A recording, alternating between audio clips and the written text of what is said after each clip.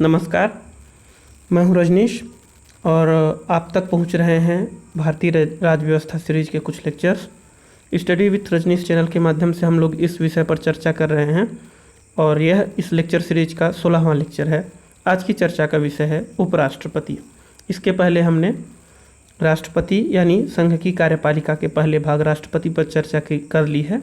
अब उपराष्ट्रपति पर चर्चा करते हैं। तो आइए शुरू करते हैं आज का लेक्चर। उपराष्ट्रपति का पद राष्ट्रपति को सहयोग देने के लिए भारतीय संविधान में शामिल किया गया है। राष्ट्रपति के बाद यह दूसरा सर्वोच्च पद होता है। दूसरा सर्वोच्च पद यानी पहला सर्वोच्च पद राष्ट्रपति का और दूसरा सर्वोच्च पद उपराष्ट्रपति का होता है। उपराष्ट्रपति का पद अमेरिका के उपराष्ट्रपति के अनुसार भारत में बनाया गया है। हमने पहले की चर्चा में इस बात पर चर्चा की थी कि भारत के संविधान में जो प्रमुख बातें हैं वह किसी न किसी अन्य देश के संविधानों से ली गई हैं या उनका अनुसरण किया गया है। तो उपराष्ट्रपति का जो पद है वह अमेरिका के संविधान की तरह भारत में अपनाया गया है। अमेरिका में भी उपराष्ट्रपति का पद होता है जो कि राष्ट्रपति की अनुपस्थिति पर राष्ट्रपति का कार्य करता है, किंतु दोनों में अंतर है। अमेरिका का जो उपराष्ट्रपति है वह भारत के उपराष्ट्रपति से अलग होता है। वहाँ का उपराष्ट्रपति अगर राष्ट्रपति का कार्यकाल के बीच में ही उसे पद छोड़ना पड़े या कार्यकाल के बीच में ही उसकी मृत्यु हो जाए अथवा पद रिक्त हो जाता है किसी कारण से, तो उपराष्ट्रपति, अमेरिका की चर्चा हो रही है, अमेरिका का उपराष्ट्रपति बाकी बचे हुए कार्यकाल को पूरा करता है। किंतु भारत में ऐसा नहीं है। भारत में केवल उपराष्ट्रपति राष्ट्रपति को सहयोग देने के लिए होता है। पद रिक्त होने पर वह कुछ समय के लिए ही उसके कार्य को, उसकी भूमिकाओं को अदा करता है। उसके बाद पुनः नए राष्ट्रपति की नियुक्ति होती है, नए राष्ट्रपति का चुनाव होता है। तो यह तो सामान्य चर्चा थी, अमेरिका और भारत के राष्ट्रपति के उपराष्ट्रपति के संबंध में तुलनात्मक चर्चा थी। यह जो भारत का उपराष्ट्रपति है यह संसद के दोनों सदनों से इसका निर्वाचन होता है। निर्वाचन के बारे में जान लेते हैं कि भारत के उपराष्ट्रपति के निर्वाचन में संसद के दोनों सदनों के लोग शामिल होते हैं। जैसे हमने अभी राष्ट्रपति की चर्चा की, राष्ट्रपति के निर्वाचन में एक निर्वाचक मंडल होता है, उसी तरह उपराष्ट्रपति के निर्वाचन में भी निर्वाचक मंडल होता है। इस निर्वाचक मंडल में केवल संसद के दोनों सदनों के सदस्य शामिल होते हैं, यानी लोकसभा के सदस्य और राज्यसभा के सदस्य। इसमें विधानसभाओं के सदस्य या राज्यों और केंद्र शासित प्रदेशों की जहाँ भी विधानसभाएं हैं वहाँ के विधानसभाओं के सदस्य नहीं शामिल होते। केवल संसद के दोनों सदन, लोकसभा और राज्यसभा के सदस्य शामिल होते हैं। और ये सारे सदस्य शामिल होते हैं जो चुनाव लड़ करके यानी निर्वाचित सदस्य हैं और जो मनोनीत सदस्य हैं। दोनों तरह के सदस्य उपराष्ट्रपति के चुनाव में शामिल होते हैं। उपराष्ट्रपति के निर्वाचन में भी एकल संक्रमणीय मत पद्धति का इस्तेमाल होता है और गुप्त तरीके से मतदान होता है। एकल संक्रमणीय मत पद्धति की चर्चा हमने पहले की थी कि एक व्यक्ति का जो न्यूनतम वोट पाने वाला व्यक्ति है वह व्यक्ति उसका वोट ट्रांसफ़र हो जाता है, और गुप्त मतदान का मतलब होता है कि यह गुप्त तरीके से मत दिया जाता है, खुले तौर पर मतदान नहीं होता है, उसकी मतगणना बाद में की जाती है। तो इस तरह से उपराष्ट्रपति के निर्वाचन के बारे में हमने जाना। अब उपराष्ट्रपति के पद के लिए जो अर्हताएं हैं उन पर चर्चा कर लेते हैं, अर्थात क्या क्या योग्यता होने पर व्यक्ति राष्ट्रपति पद के लिए उम्मीदवारी कर सकता है या चुनाव लड़ सकता है। तो पहली बात तो यह कि वही व्यक्ति उपराष्ट्रपति पद के लिए उम्मीदवार हो सकता है जो भारत का नागरिक हो। भारत का नागरिक हो, 35 वर्ष की आयु पूरी कर चुका हो। वह व्यक्ति जो 35 वर्ष की आयु पूरी कर चुका हो और भारत का नागरिक हो वह उपराष्ट्रपति पद के लिए उम्मीदवारी कर सकता है। राज्यसभा का सदस्य बनने की अर्हता रखता हो। हमें ध्यान रखना होगा कि जो लोकसभा का सदस्य बनने की अर्हता है वह राष्ट्रपति पद के लिए अनिवार्य है और उपराष्ट्रपति पद के लिए राज्यसभा की सदस्यता रखना अनिवार्य है, सदस्यता की अर्हता रखना अनिवार्य है। तो यहाँ पर यह महत्वपूर्ण है जानना कि जो उपराष्ट्रपति होता है वह राज्यसभा का पदेन सभापति भी होता है। इस कारण से वही व्यक्ति उपराष्ट्रपति के लिए उम्मीदवार बन सकता है जिसे राज्यसभा का सदस्य बनने की अर्हता जिसके अंदर हो। अब इसके अलावा एक अन्य अर्हता या योग्यता है जो कि व्यक्ति लाभ के पद पर न हो। लाभ के पद का मतलब है कि किसी भी सरकार के अधीन किसी वेतन प्राप्त करने वाला पद उसने न धारण किया हो, न तो राज्य सरकार के अधीन, न तो केंद्र सरकार के अधीन, न किसी निगम या स्थानीय प्राधिकरण के अधीन। किसी भी तरह के सरकारी वेतन प्राप्त पद उसने ग्रहण न किया हो, धारण न किया हो, वही व्यक्ति राष्ट्रपति उपराष्ट्रपति के लिए उम्मीदवारी कर सकता है। संसद और विधानसभा का सदस्य न हो। यहाँ पर महत्वपूर्ण यह है कि जो व्यक्ति उपराष्ट्रपति पद के लिए उम्मीदवार होगा, प्रत्याशी होगा, वह संसद का सदस्य नहीं होना चाहिए या राज्य विधानसभाओं का सदस्य नहीं होना चाहिए। अगर वह राज्य विधानसभाओं या संसद का सदस्य है तो वह पद ग्रहण करने के साथ ही उसे अपनी सदस्यता छोड़नी पड़ेगी। उपराष्ट्रपति बनते ही उसे संसद या विधानसभा की सदस्यता छोड़नी पड़ेगी। अच्छा, इसमें एक और बात है कि व्यक्ति जो कि चुनाव लड़ेगा वह राष्ट्रपति, उपराष्ट्रपति, राज्यपाल, संघ अथवा राज्य के मंत्री के रूप में रह सकता है।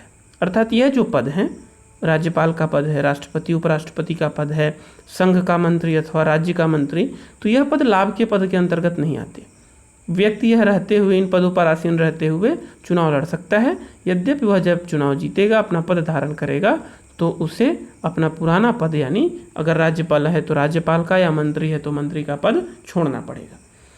इसके अलावा राष्ट्रपति उपराष्ट्रपति के निर्वाचन के लिए महत्वपूर्ण है कि उसमें निर्वाचन के समय दो बातें। पहली तो 20 प्रस्तावक और 20 अनुमोदकों को उपस्थित होना चाहिए, अर्थात उनके हस्ताक्षर होने चाहिए अनुमोदक और प्रस्तावकों के, और 15,000 रुपये की जमानत राशि। इसमें भी जैसे राष्ट्रपति के पद के लिए जमानत राशि का प्रावधान किया गया था, उसी तरह उपराष्ट्रपति पद के लिए भी जमानत राशि का प्रावधान किया गया है। अब जान लेते हैं कि किस तरह से उपराष्ट्रपति की जो नियुक्ति होती है वह कौन करता है, उन्हें शपथ कौन दिलाता है।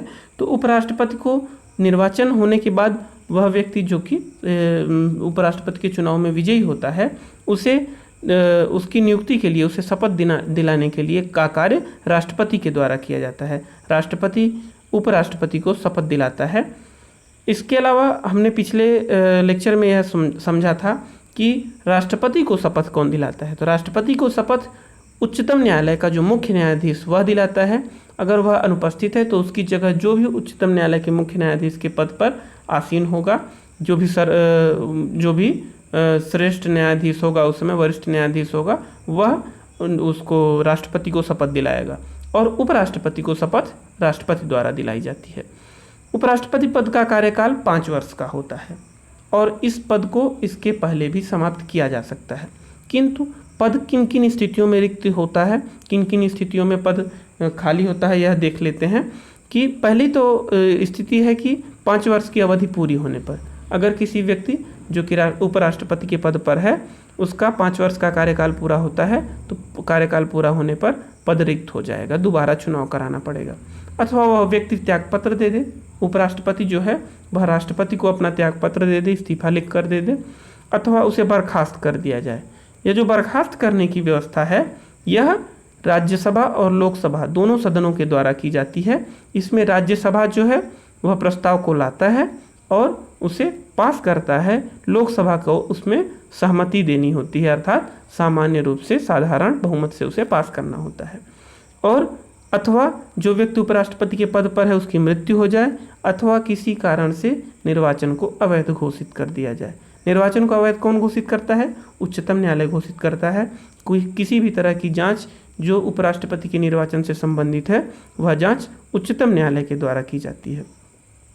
तो अगर किसी व्यक्ति ने अवैध तरीके अपनाकर उपराष्ट्रपति के पद को ग्रहण किया है या कोई जानकारी छुपाई है जो कि महत्वपूर्ण है, तो ऐसी स्थिति में उसका निर्वाचन रद्द किया जा सकता है, उसका निर्वाचन अवैध घोषित किया जा सकता है।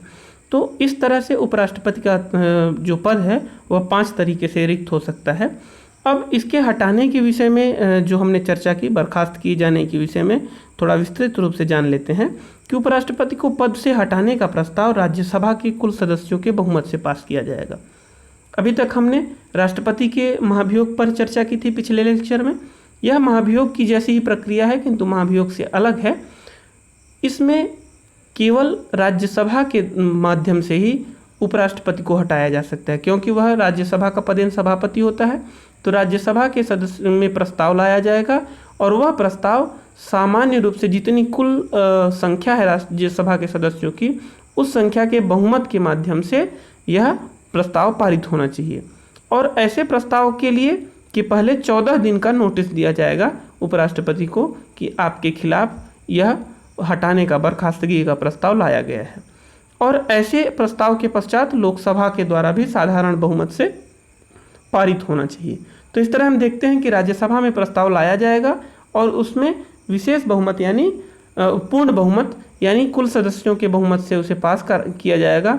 इसके बाद लोकसभा से पास होगा, तब उपराष्ट्रपति को हटाने का प्रस्ताव पारित होगा और राज्यसभा का जो पदेन सभापति है यानी उपराष्ट्रपति है उसे पद से हटा दिया जाएगा।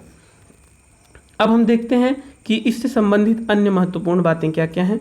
यह जो उपराष्ट्रपति का पद है, इसके निर्वाचन से संबंधित अगर कोई भी विवाद उत्पन्न होता है तो यह विवाद उच्चतम न्यायालय द्वारा, यहाँ पर उत्तम न्यायालय लिख गया है, उच्चतम न्यायालय द्वारा सुलझाया जाएगा। उपराष्ट्रपति के चुनाव को इस आधार पर अवैध नहीं कहा जा सकता कि निर्वाचक मंडल पूरा नहीं था। अर्थात अगर कोई भी सदस्य जो कि लोकसभा का सदस्य अथवा राज्यसभा का सदस्य उपस्थित नहीं है और उस समय मतदान होता है तो इसे इस आधार पर अवैध नहीं कहा जाएगा। निर्वाचक मंडल अपूर्ण था, यह निर्वाचन को अवैध घोषित करने के लिए पर्याप्त वजह नहीं है। इसके अलावा अगर किसी कारण से निर्वाचन अवैध घोषित होता है तो उस दौरान जिस व्यक्ति का निर्वाचन अवैध घोषित किया गया है, जिसने उपराष्ट्रपति के रूप में कुछ कार्य किया है, उन कार्यों को अवैध नहीं घोषित किया जाएगा। वो सारे कार्य पूर्ववत प्रभावी होंगे, वैसे ही बने रहेंगे जैसे पहले थे।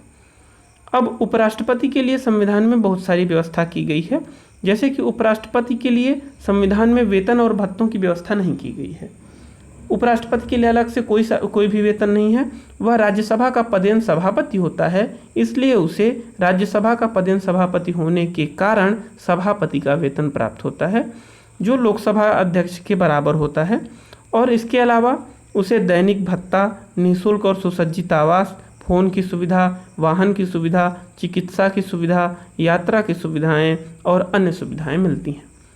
तो यह महत्वपूर्ण बात है कि उपराष्ट्रपति को अपना कोई वेतन नहीं मिलता, राज्यसभा का पदेन सभापति होने के नाते उसे वेतन मिलता है और अन्य सुविधाएं मिलती हैं। हाँ, यह बात जरूर है कि जब उपराष्ट्रपति राष्ट्रपति की अनुपस्थिति में उसका कार्य करता है, उस समय उसे राष्ट्रपति का वेतन मिलता है, उसे राज्यसभा का पदेन सभापति होने का वेतन नहीं मिलता। क्यों? क्योंकि उस समय राज्यसभा का जो सभापति है, सभापति का काम उपसभापति के द्वारा होता है, इसलिए उसका वेतन उसे नहीं मिलता, बल्कि उपराष्ट्रपति को राष्ट्रपति का वेतन उस समय प्राप्त होता है।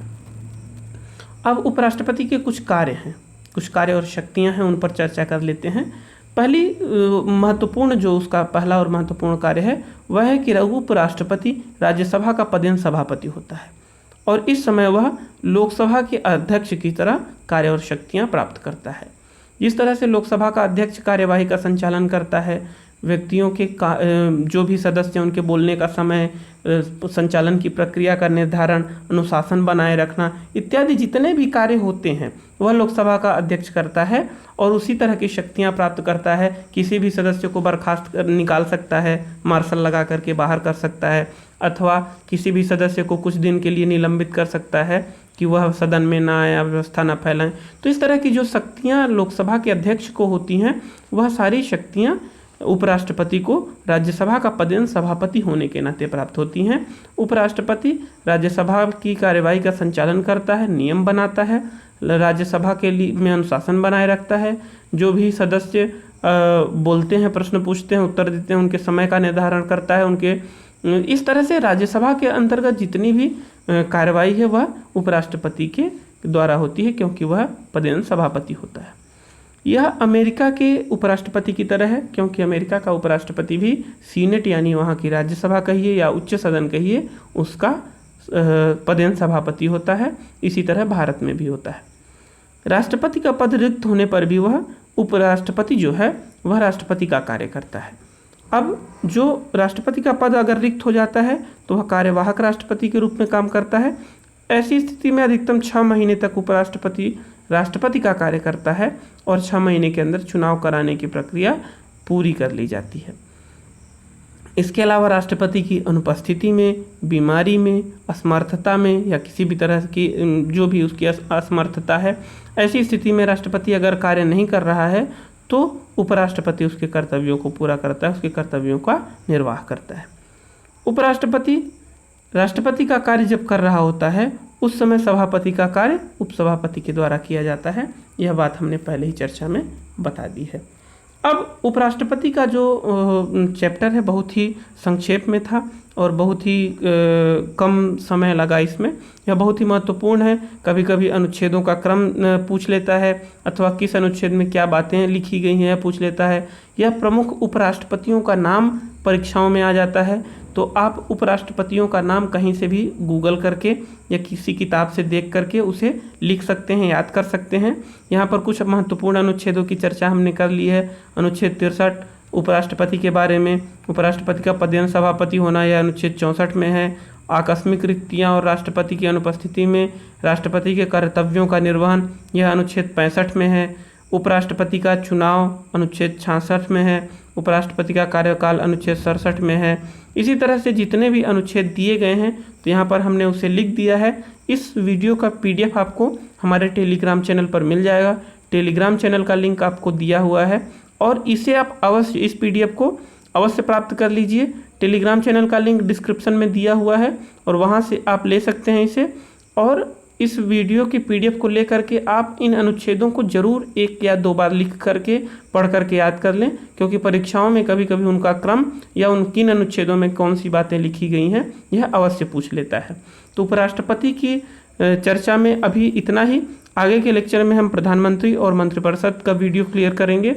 उस लेक्चर के दौरान जो कुछ भी महत्वपूर्ण है उस पर चर्चा करेंगे। आज के वीडियो में जो भी आपको समस्या हो, जो भी प्रश्न पूछने हो, कमेंट बॉक्स में ज़रूर पूछिए।